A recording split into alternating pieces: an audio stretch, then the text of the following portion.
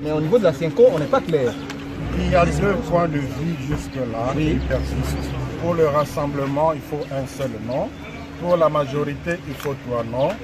Et la médiation espère discuter avec le chef de l'État autour de cette question. Monsieur Laba, est-ce que vous pouvez nous confirmer aujourd'hui si le président Etienne Tshisekedi, avant sa mort, avait transmis les noms du Premier ministre à la Senco? Moi, je n'ai pas vu de mes yeux, mais je ne suis qu'un porte-parole. Non, cela voudrait dire quoi? Parce qu'elle confirme qu'ils ont laissé... L'UDPS confirme. Tshisekedi avait déposé le nom. Si je comprends bien, vous dites qu'il avait laissé le nom pour aller donner au chef de l'État. Mais vous n'êtes pas chef de l'État pour qu'on vous dise quoi que ce soit. Et quand est-ce que la médiation concerne encore le chef de l'État? Quand est-ce que vous allez rencontrer le chef de l'État? Nous attendons qu'il fixe le jour. Et c'est à ce moment-là qu'il va nous donner la lettre du président de l'UDPS? Je vous dis que moi, je n'ai pas vu la lettre, mais je ne suis que porte-parole des évêques. C'est clair. Chacun, il y a plusieurs niveaux. Monsieur Melabi, un petit message à l'adresse de l'opinion qui se pose mille et une questions sur ce sujet-là. Un petit message. Sur la formation du gouvernement et les modes de désignation du Premier ministre, les points qui sont restés en suspens. Oui, c'est-à-dire la médiation compatit avec la population du fait que ça peine. Et voilà pourquoi aujourd'hui elle a invité les uns les autres pour les exhorter à prendre au sérieux l'impatience de la population. Donc vous allez attendre l'invitation du chef de l'État pour échanger avec lui? La demande de la rencontre faite, nous espérons que le plus tôt possible, les évêques seront reçus. Nous sommes venus leur donner des réponses aux 3 questions qui nous ont été posées hier. D'abord, la question de l'autorité morale qui sera désormais l'interface de la Senco en lieu et place du président Tshisekedi qui venait de nous quitter. Ensuite, la personne qui devra assurer sa succession à la tête du Conseil national de suivi de l'accord du processus électoral. Et enfin, notre position finale sur le processus de nomination du Premier ministre. Position finale, c'est-à-dire que c'est la dernière consécration sur le sujet? Bon, c'est la médiation seule qui peut vous dire si c'est la dernière ou la énième. Pour notre part, nous souhaitons ardemment que ce soit la dernière, de manière que nous puissions très rapidement apporter une réponse que la population attend face à la dégradation accélérée de la situation économique, face à la résurgence des foyers de tension et d'insécurité à travers le pays et à la dégradation, je dirais mieux, à l'aggravation de ces conditions de vie. Quelles sont les réponses que vous avez données à la Senco par rapport aux 3 questions? Bon, concernant l'interface et la succession à la tête du CENSA, nous avons demandé à la Senco de nous donner un délai de grâce de 48 heures pour que nous puissions lui présenter des réponses qui conviennent. Pourquoi 48 heures?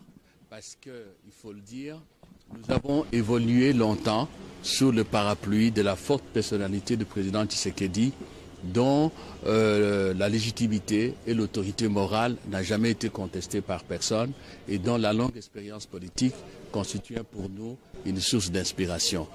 De sorte que, malheureusement, nous n'avons pas mis trop d'accent sur la formalisation de nos pratiques et de nos règles de fonctionnement.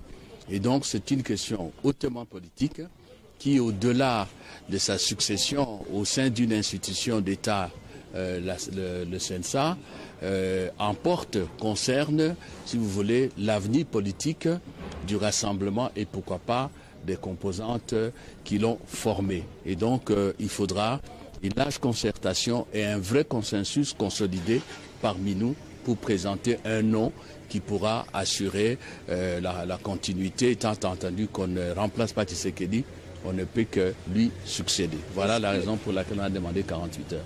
Ça veut dire que dans les 48 heures, vous allez désigner le président du Conseil des sages? En principe, oui, et Monseigneur le vice-président de la SENCO, Monseigneur Mbongo, nous a fortement interpellés sur l'urgence qu'il y avait de résoudre ce problème afin de libérer la mise en œuvre de l'accord, la mise en œuvre totale, parce qu'il y a des dispositions de clauses qui ne demandent pas des arrangements particuliers, afin aussi d'éviter qu'à un moment donné, la population n'atteigne un niveau de ras-le-bol que nous ne saurons plus maîtriser nous tous. Et pour le Premier ministre, s'il vous plaît, et nous lui avons répondu positivement, nous intériorisons totalement cette interpellation, tout en soulignant bien sûr que si en face de nous, la majorité avait une haute conscience de ces enjeux-là, elle qui est au pouvoir, on aurait déjà terminé les négociations. Pour le Premier ministre, la majorité a posé ces conditions. Elle demande plusieurs candidats. Nous avons estimé et nous continuons à estimer, nous persistons et nous signons que nous devons nous en tenir à la lettre et à l'esprit de l'accord. Si on ose ouvrir une brèche aux interprétations multiples intéressées, eh bien, nous faisons tomber l'édifice de l'accord. Et donc, nous avons confirmé cette position-là. Nous ne présentons qu'un seul candidat, et plus précisément parce que avant son décès, il a plu au président Tshisekedi de déposer aux évêques une correspondance avec une proposition concrète qui a été élaborée à l'unanimité du rassemblement. Nous avons demandé aux évêques d'exécuter cette volonté dernière du président Tshisekedi et de porter le dossier acquis de droit au président de la République en tant que médiation. C'est le travail de la médiation et nous attendons que cela se fasse avec la plus grande diligence pour que le pays soit fixé. Nous avons parlé avec la SENCO de la situation qui s'est terminée après la mort d'un des acteurs importants de ces discussions, M. Thierry Tshisekedi. Nous avons envisagé les voies et moyens de prendre les choses le plus tôt que possible. Nous avons échangé sur les bonnes stratégies qui doivent être entreprises pour que la nation ne puisse pas souffrir plus longtemps de cette période d'obsèques au temps africain. Nous devons mener les obsèques jusqu'au bout. Alors comment concrètement nous allons faire? Nous leur avons expliqué ce que le gouvernement est prêt à faire et nous leur avons demandé aussi de pouvoir s'impliquer pour que tout cela se termine et que nous revenions le plus tôt que possible aux problèmes qui nous séparaient de la signature de l'arrangement particulier. Je pense qu'il y a plus grand chose. Donc, le fait de mettre en place des institutions de suivi de l'accord, par exemple, et de désigner un nouveau Premier ministre avant l'enterrement de Thierry Tshisekedi? Nous sommes en deuil, madame. Je pense que tous les Africains qui sont en train de parler avec nous comprennent cela. Nous aurions voulu que ce deuil se terminât déjà depuis plus d'une semaine. Que ça ne traîne pas comme cela, puisque le pays ne peut pas attendre indéfiniment. Et donc nous devons terminer le deuil avant de reprendre une activité normale.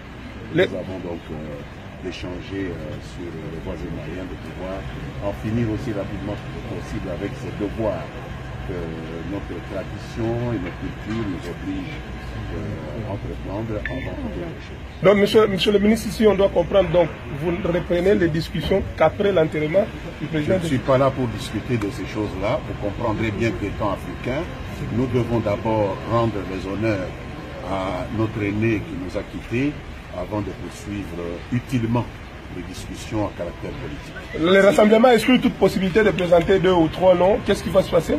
Vous m'amenez là sur le débat politique que nous avons justement décidé de ne pas avoir avant d'avoir fini les problèmes du deuil qui nous occupent actuellement.